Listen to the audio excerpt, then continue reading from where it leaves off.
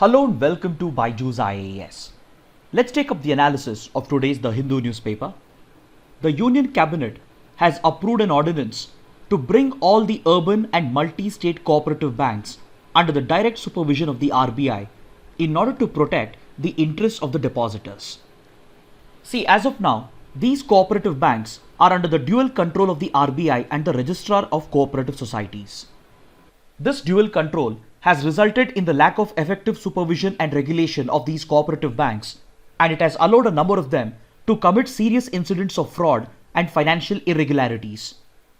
Take for example the scandal that hit the Punjab and Maharashtra Cooperative Bank in 2019, which resulted in the depositors losing their hard-earned money. So now the only hope for these depositors is to get basic compensation from the Deposit Insurance and Credit Guarantee Corporation. So in order to prevent such incidents of fraud and financial irregularities at cooperative banks in the future, and in order to promote their better regulation and to protect the interests of the depositors, the Union Cabinet has decided to abolish the dual control over these urban and multi-state cooperative banks and bring them under the direct supervision of the RBI. This would be similar to how the RBI enjoys regulatory powers over the scheduled banks. Now let's take up an editorial from page number 6. Yesterday, we spoke about the government's decision to promote local goods for public procurement on the government e-marketplace. We had discussed that the government has made it mandatory for sellers on the government e-marketplace to list the country of origin of the products and as well as the percentage of local content in the products that they are selling on the GEM. We had also discussed that the objective of the government was to make India self-reliant through localization and to promote the Make in India initiative. But the editorial calls these decisions as a mere symbolic gesture which could be self-defeating for India's manufacturing sector, and it also questions the timing of these decisions.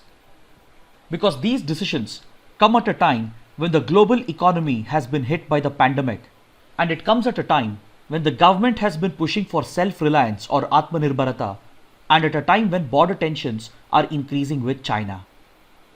The editorial makes this argument because according to the editorial, a blind push towards making India self-reliant only through localization can erode the global competitiveness of the Indian industry, and it can be self-defeating for India's manufacturing sector. See, to understand how a blind push towards localization can be self-defeating, we need to look at the performance of the Make in India initiative. See, when the Make in India initiative was launched, its objective was to boost the share of manufacturing in the Indian economy, not only to make India self-reliant with regard to its domestic consumption, but also to turn India into an export-oriented economy, and also to bring in cutting-edge technology and best managerial practices in order to boost the competitiveness of the Indian economy and promote the output quality of Indian manufacturing. But over the last few years, all that the Make in India initiative has managed to achieve is to return India back to the era of import substitution, and it has failed to give a kickstart to export-oriented industries and technology-driven industries. So basically, a critical evaluation of the Make in India initiative shows that it has failed to turn Indian manufacturing into an export-oriented technology-driven industry, and instead it has pushed Indian manufacturers to merely focus on import substitution in order to meet domestic consumption demands. So this basically makes the manufacturing industry inward looking because the manufacturers are merely focused on substituting Indian imports in order to just meet the demands of the domestic market. So this makes the manufacturers lose their global outlook, and as a result, quality of the product and as well as pricing of the product will suffer. So the argument of the editorial is that such an inward looking approach towards manufacturing that is driven by localization might make India self-reliant through import substitution, and it might help India meet all its domestic requirements, but it will make the Indian manufacturing sector incapable of competing with the quality standards of the global industry. The argument of the editorial is that it is not just sufficient to make India self-reliant, but it is also very necessary to turn India into an export hub. But this can happen only when the Indian manufacturing industry is tuned to compete with global quality standards as compared to just satisfying domestic demands. See, for example, India has a huge domestic market for mobile phones. But currently, most of the mobile phones that are consumed by the domestic market are imported. So, through localization, it is possible to make India self-reliant with regard to mobile phones, and we can enable Indian manufacturers to substitute for these mobile imports. But the question is, can these domestically produced phones be exported? Do they match up to global quality standards? Can these Indian manufacturers innovate and invest in research and development? Then upon this, government sources are indicating that the government is looking to make this localization requirement mandatory for even private e-marketplaces such as Amazon, Flipkart, Snapdeal, etc. Meaning, even these private e-marketplaces would be required to display the country of origin of the products that they are selling, and also to indicate the percentage of local content that is there in their products. So the editorial sees this as an unofficial and indirect push of the government to enable people and organizations to boycott Chinese goods and products. The editorial sees this to be in line with the unofficial nationalistic call that has been given to boycott Chinese goods in the light of increasing border tensions with China. Just a few days ago, we had discussed how such a boycott of Chinese goods and the weaponization of trade can be self-defeating for the Indian industry and the Indian economy. While it is good to strive towards self-reliance and localization, an impulsive and emotional call to boycott Chinese goods can affect the Indian economy because of its excessive dependency on China. See, the proponents of boycotting Chinese goods are largely under the presumption that the dependency of the Indian economy on China is limited to consumer electronics and consumer products such as mobile phones, electronics, etc. But they fail to realize or fail to grasp the excessive dependency of India's core sectors on Chinese manufacturing. India is excessively dependent on China for heavy engineering machinery. The back-end infrastructure of India's telecom and electrical sector is again dependent on Chinese manufacturing. And even the Indian pharmaceutical industry, which is looking to exploit the pandemic by capitalizing on its position as a market leader of generic drugs, is excessively dependent on China for active pharmaceutical ingredients or APIs, and nearly 70% of India's API requirement is met by China. So this clearly shows that India cannot end its dependency on China overnight. Because if India were to boycott these Chinese goods, then Indian manufacturing won't be able to substitute for these imports because it simply doesn't have the required skill and expertise as of now. So essentially, on one hand, a push is being given to end India's dependency on China, and on the other hand, a push is being given to make India self-reliant through localization. But in the middle, there is no focus on enhancing India's own manufacturing capabilities. Because the gap that would be created by shifting away our dependency from China and by focusing on localization has to be met by Indian manufacturers. But currently, Indian manufacturers do not have the required capacities, and they are not efficient enough and competitive enough to meet these requirements. So the editorial says that instead of focusing on emotional objectives of making India self-reliant and pushing India away from its dependency on China, the focus of the government should be on initiating long-term reforms in order to strengthen the manufacturing capabilities of India's manufacturing sector. This can be done by reducing bureaucratic delays through bureaucratic reforms, by reforming India's education and skill development in order to produce the required skilled manpower, and by investing in state-of-the-art infrastructure, and by coming out with policies that can boost manufacturing and exports. Now let's take up a column from page number 6, in which the writer Happymon Jacob makes a very interesting argument that India's decision to repeal Article 370 in August 2019 might have unwittingly invited China as a third party into the Kashmir dispute, which has historically remained a bilateral dispute between India and Pakistan. His argument is that India's decision to repeal Article 370 ended the special status of Jammu and Kashmir and paved the way for the reorganization of the state of Jammu and Kashmir. According to the writer, this unilateral reorganization of the state by India might have forced a rethink of Pakistan's perception of the line of control and China's perception of the line of actual control, which serve as the current de facto borders between India and Pakistan and India and China. The writer is basically trying to see if there is a connection between the current ongoing border tensions between India and China and India's decision to repeal Article 370 in August 2019. Because according to the writer, this decision of India might have changed China's perception of the line of actual control and the outlook and perception of India that was held by China. Even though the writer acknowledges that he is making a far-fetched argument over here, we cannot ignore the possibility of current Chinese aggression being motivated by India's decisions related to Jammu and Kashmir. Because when India reorganized the state of Jammu and Kashmir into the Union Territory of J&K and the Union Territory of Ladakh, China had raised immediate objections and it had criticized India for unilaterally changing status quo in the region. This criticism of China was based on the unresolved border that both the countries have in Ladakh. See, when India altered the political status of Jammu and Kashmir, it might have pushed Pakistan to rethink its commitments with regard to the line of control that were made under the Shimla Agreement of 1972, which was signed after the 1971 liberation of Bangladesh War. See, after the 1947 conflict, a ceasefire line had been drawn up between India and Pakistan in order to demarcate Pakistan-occupied Kashmir away from Indian territory. This ceasefire line was more ad hoc and temporary in nature, and it was given a more formal structure when it was replaced by the line of control in 1971. Both the countries recognized the sanctity of the LOC under the Shimla Agreement, and both the countries made a commitment to uphold the spirit of the Shimla Agreement and respect the line of control until a final solution was worked out without unilaterally altering the existing status quo in Jammu and Kashmir. But over the years, Pakistan has violated the spirit of Shimla Agreement multiple times, and it has made a number of unilateral changes with regard to Pakistan-occupied Kashmir.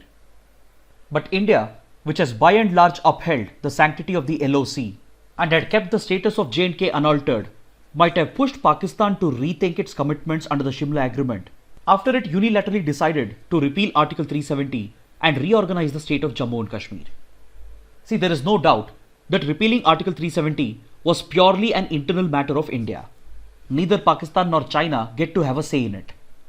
But the argument that the writer is trying to make is that the decision of India might have pushed Pakistan and China to alter their perception of the de facto boundaries, and it might have pushed them to question India's intentions and adopt a more aggressive strategy against India, leading to the current border tensions. See, since August 2019, there have been signs emerging from Pakistan that its military leadership and civilian government are looking to set aside the commitments made under the Shimla Agreement, and such an approach by Pakistan would take India and Pakistan back to the pre-1971 days. This would allow Pakistan to question the validity of line of control and might possibly lead to a further increase in ceasefire violations by Pakistan. The writer says that we might be witnessing something similar from China as well. Because China has a lot of stakes in the region, especially with regard to Ladakh, and India's decision on Article 370 might have pushed China to question India's intentions with regard to its claims over Aksai Chin and with regard to India's commitments to uphold the de facto boundaries, and this might have pushed China to aggressively push for border tensions in order to unsettle India and weaken its claims in the region.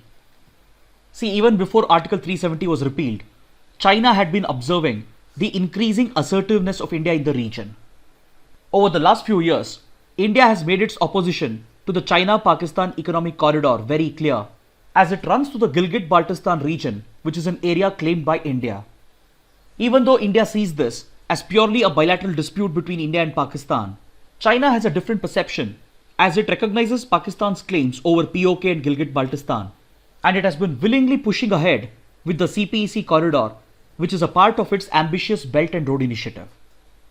So Indian opposition to the project was always seen with suspicion by China, and along with this, when India started scaling up its border infrastructure along the line of actual control, it further made China suspicious about India's intentions in the region. Then of late, India's growing strategic closeness with the United States and other members of the Quadrilateral or the Quad also adds to the element of suspicion that China holds against India. So upon these factors, when India repealed Article 370 and altered the political status of Ladakh and made it a union territory under the direct administration of the center, China might have seen this as an Indian move to extend India's claims over Aksai Chin, which is currently under Chinese occupation. China might have seen this as an unilateral attempt by India to alter the existing status quo, and this might have pushed China to deliberately exert pressure at the Galwan River Valley. See, this change in perception and thinking of Pakistan and China could be a possibility because Pakistan sees that the borders of J&K are unresolved with India, and China sees that the borders of Ladakh are unresolved with India. So when India moved to unilaterally repeal Article 370 and change the political status of Jammu and Kashmir, it might have sent out the wrong signals to China as far as India's claims over Aksai Chin is concerned. Even though India clarified that the change in political status of Ladakh will have no impact on India's external boundaries with China, we have only seen a further strategic nexus between China and Pakistan to exert combined pressure on India in order to weaken its claims in the region. See, as we have discussed, the Galwan River Valley in particular is of great strategic significance for both India and China. For China, the region around the Galwan River Valley and the Panong Tso Lake enables access between Xinjiang province and Tibet. It allows China to exert dominance over the strategic Karakoram Pass. Then on the other side, that is in Pakistan-occupied Kashmir and Gilgit-Baltistan, China has a direct stake because of its ambitious CPEC corridor that is a part of the Belt and Road Initiative. So these factors which are at play might be pushing a closer nexus between China and Pakistan to exert combined pressure on India, because this allows China to exert its dominance in the Galwan region, and it also allows Pakistan to weaken India's access to the strategic Siachen Glacier. See, historically, if you look at China's involvement in the Kashmir conflict, it has by and large remained neutral, at least in the public domain, in the initial years. That is, between 1990s and early 2000s, China used to maintain a neutral position, at least in the public domain, even though it was giving covert support to Pakistan's stand. But the writer says that today, India might have dragged China into the dispute as a result of its abrogation of Article 370 and the altered political status of Ladakh, because these decisions have made China to see itself as a party to the Kashmir dispute, and that too an aggrieved party which has been affected by India's unilateral decisions. So the writer tries to make a far-fetched connection, and he tries to explain that China's current aggression in the Galwan region might be linked to India's decisions related to Article 370, which was taken in August 2019. Now let's take up a column from page number 7, which illustrates the opaqueness involved in the process of drug approvals in India. See, ever since the pandemic broke out, a number of controversial drugs and tests have been approved in a questionable manner by India's regulators. This includes the prophylactic usage of hydroxychloroquine, the licenses granted to questionable diagnostic test kits and antibody tests, and more recently, the approval that has been granted for the usage of Favipiravir as a cure for COVID-19, which is manufactured by Glenmark Pharmaceuticals. See, when it comes to approval for drugs, the regulatory agency is the Drug Controller General of India. Just a few days back, the Drug Controller General of India granted approval for Favipiravir to be used to treat COVID-19, and this approval sent the share prices of Glenmark skyrocketing at the stock market, and naturally, Glenmark is expected to make massive profits once the drug is brought out into the market because it is supposed to cure a pandemic. But the questionable approval that has been granted has also raised serious questions about the efficacy and the safety of the drug, and as well as with regard to the approval process that is followed by the Drug Controller and General of India. See, Favipiravir is a drug that was invented in Japan, and it gained a lot of popularity in China and Russia for treating influenza. But till date, there is no scientific consensus around the world with regard to its efficacy against COVID-19. So the question is, on what scientific basis did the DCGI grant approval for Glenmark to produce the generic version of Favipiravir as a cure for COVID-19? See, when it comes to testing the efficacy and safety of a drug, randomized clinical trials are the gold standard. Because in RCTs, the patients are divided into two groups, that is the placebo group and the experimental group. Patients in the placebo group are just administered with a placebo or an alternate therapy which has no effect on the underlying condition or disease. But patients in the experimental group are administered with the test drug, And throughout the process, all these decisions are made at random, and even the doctors and the patients are not aware as to what drug they are being administered in order to maintain the sanctity of the clinical trial. Then later, these test results are compared between the two groups, and this provides the most scientific and clinical way of demonstrating the therapeutic efficacy and safety of a drug. Even though Glenmark had begun RCT trials for Favipiravir, the results of these trials are not conclusive because of the questionable process that was followed by the Clinical Trials Registry of India. Data provided by the CTRI with regard to the RCT trials of Favipiravir by Glenmark is not conclusive, and it raises questions about the process. Then the approval granted by the DCGI becomes all the more questionable because Japanese regulators have already flagged safety concerns with regard to Favipiravir. Favipiravir is known to cause embryo toxicity, and it is known to have a side effect on pregnant women. Even though DCGI and the CTRI provide a warning with regard to these side effects, it appears that the larger safety concerns with regard to the usage of Favipiravir have been ignored by the regulators while granting approval for the drug.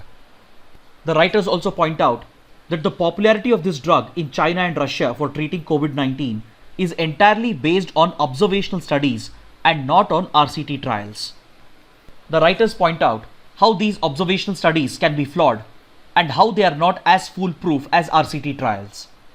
The writers also point out that there is very little data available on the DCGI's website with regard to the process that has been followed while granting approval for this drug. See, as per the existing approval process, the DCGI can grant approval for a drug only after it has been approved by a subject expert committee. Constituting the subject expert committee became mandatory after a scandal in 2012, and the constitution of this subject expert committee as a part of the approval process was supposed to bring in greater transparency because of the inclusion of external experts in the committee. But the DCGI's website does not provide any information or data with regard to the observations that were made by the subject expert committee, and it is not clear as to what stand was taken by the outside experts with regard to the efficacy and the safety of the drug. So considering all these questions and controversies surrounding the approval that has been granted for Favipiravir, the writers point out the opaqueness that plagues the drug approval process in India. Next, on page number 7, we have a column which refers to an ongoing case in the International Criminal Court located at The Hague in Netherlands, in which American soldiers and American intelligence operatives stand accused of committing war crimes and atrocities in Afghanistan. But since we have covered this topic a couple of times in the recent past, I would request you to go through this column once. Now let's take up an article from page number 9. The Union Cabinet has approved a 6-month extension to the commission that was appointed to examine the subcategorization of other backward classes. This commission was headed by retired Delhi High Court Chief Justice G. Rohini, and it was established in October 2017. Since then, this committee on the subcategorization of OBCs has received a number of extensions, and another 6-month extension has been approved because its work has been affected by the COVID-19 pandemic. See, this commission was established to look into the issues of various OBC communities not being able to enjoy the benefits of reservation. Due to existing anomalies in the reservation system, a number of OBC communities were being left out, and to address these anomalies and rectify these issues, the commission headed by retired Chief Justice G. Rohini was set up. See, one of the biggest issues that affects OBC reservation is that a number of castes and communities get left out because of the different spellings that are used in different states. I hope you're aware that when it comes to reservation, the center and the state maintain a separate list, and each state has its own list of OBC communities which are eligible for reservation. So even something as trivial as the way in which the name of a community is spelled could result in the members of the community from being excluded from enjoying the benefits of reservation. So in order to address these issues, these anomalies and these inconsistencies, the G. Rohini Commission was set up, and a 6-month extension has been provided in order to allow the committee to complete its work. Now let's take up another article from page number 9 that is related to the ongoing reforms in India's space sector, which have been designed to increase private participation in India's space program. As a part of these ongoing reforms in the space sector, the Union Cabinet has approved the establishment of IN-SPACE, or the Indian National Space Promotion and Authorization Center, in order to provide a level playing field for private companies for accessing and using Indian space infrastructure. Basically, IN-SPACE will be responsible for facilitating greater participation of India's private sector in India's space program, and these private players will be provided with technical expertise from ISRO, and they would also be eligible to access the technical facilities of ISRO. So IN-SPACE will act as a hand-holding organization, and it will try to promote and guide the involvement of India's private industries in the space sector by coming out with encouraging policies and a conducive regulatory environment as well. So IN-SPACE will not only facilitate the involvement of the private sector in the space program, but it will also regulate their activities. So it is also a regulatory body, and the board of this regulatory authority will consist of members from the private industry as well, along with official representation from the government and ISRO. So this would be the third major institution that has been set up by the government and the Department of Space with regard to commercialization of India's space sector. Years ago, the government had set up the Antrix Corporation to act as the commercial arm of ISRO in order to facilitate foreign launches.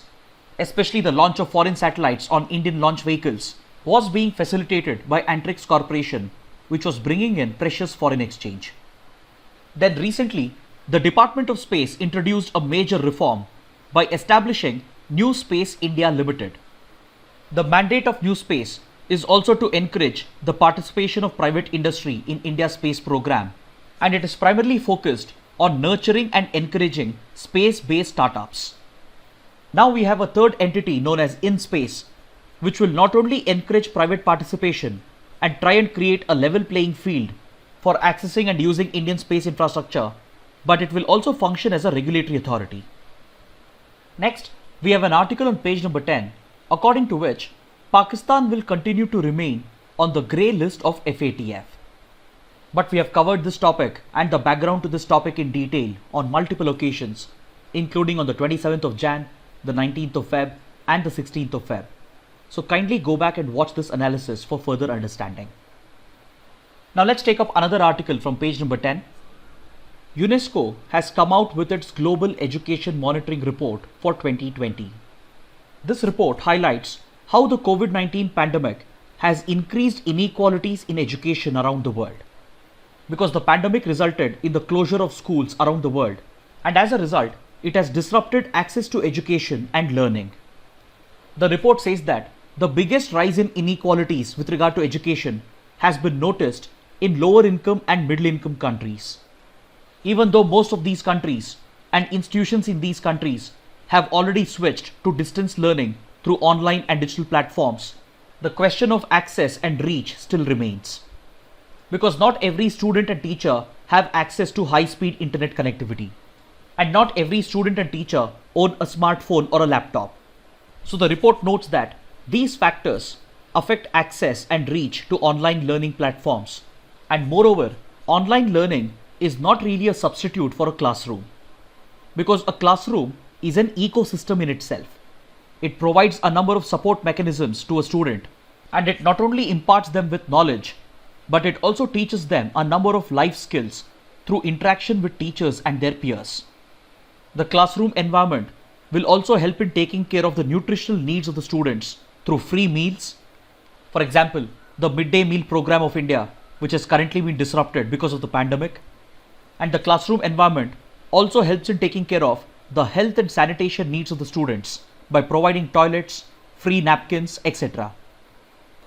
Now let's take up the practice questions for today. Operation Parakram was the code name given to Pokhran-1 nuclear test of 1974, India's preemptive operation to capture the Siachen glacier, India's mobilization of troops against Pakistan in response to the parliament attacks, India's military intervention in Maldives. The correct answer is option C. See, the Pokhran-1 nuclear test of 1974 was codenamed as Smiling Buddha. Then India's preemptive operation to capture the Siachen glacier before Pakistan could in 1984 was codenamed as Operation Meghdoot. Then India's military intervention in Maldives in 1988 in order to protect the Maldivian government from a coup attempt carried out by a Sri Lanka-based Tamil militant outfit known as PLOTE, was codenamed as Operation Cactus. But India's mobilization of troops against Pakistan in response to the parliament attacks was codenamed as Operation Parakram. This question has been asked because we have an editorial on page number 6 which makes a reference to Operation Parakram. See, yesterday we spoke about the downgrading of diplomatic ties between India and Pakistan. India has ordered a reduction in diplomatic presence in both the countries, and this is a reminder of a similar degradation in diplomatic ties following the parliament attacks which was carried out by the Jaish-e-Mohammed, and in response to these attacks, India carried out its largest ever military mobilization which was codenamed as Operation Parakram. Now let's take up the next practice question.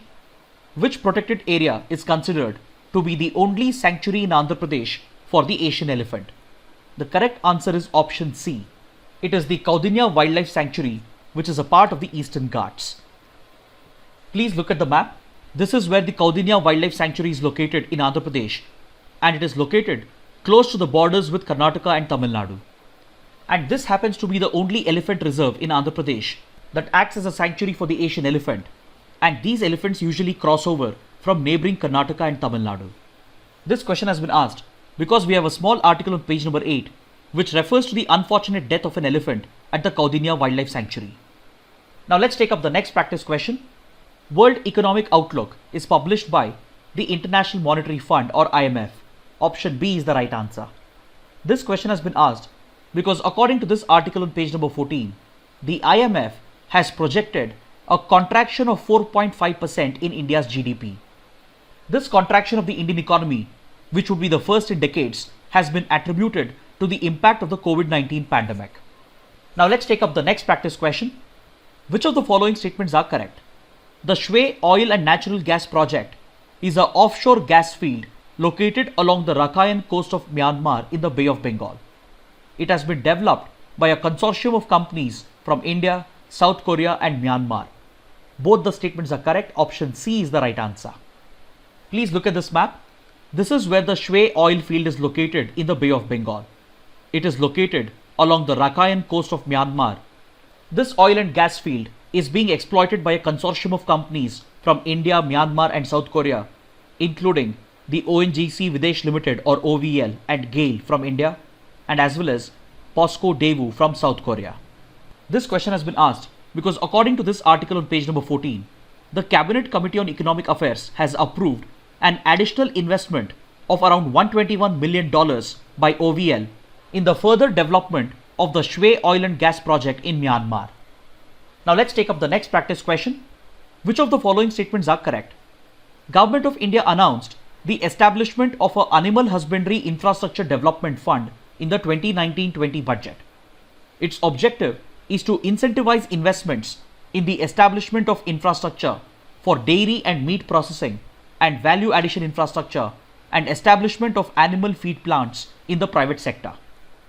An interest subvention of 3% will be provided to farmer producer organizations, MSMEs and private players for setting up such infrastructure. Amongst the given statements, the first statement is incorrect. So option D is the right answer. The first statement is incorrect because this fund was launched not during the 2019-20 budget, but as a part of the COVID-19 economic relief package.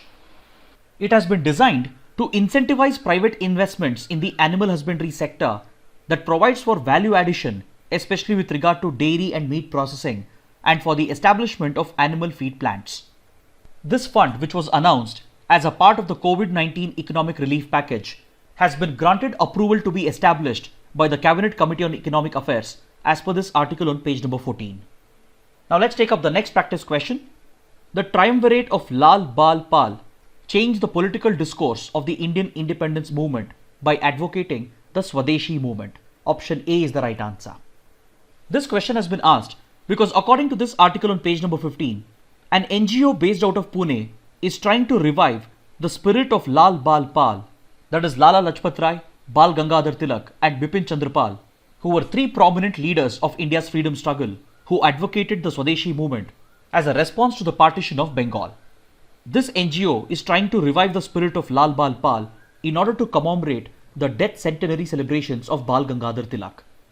The 100th death anniversary of Bal Gangadhar Tilak falls on the 1st of August 2020, and hence, for this year's prelims, the role of Tilak in India's freedom struggle can be very, very important. Now let's take up a practice question from the 2019 prelims paper.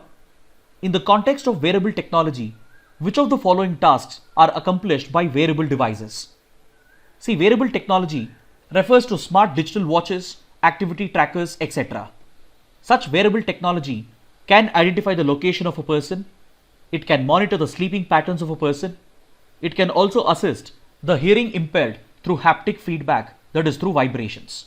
So all the three are correct, so option D is the right answer. Finally, let's take up a couple of mains practice questions. The first question, critically evaluate the government's decision to localize public procurement on the government e-marketplace procurement platform.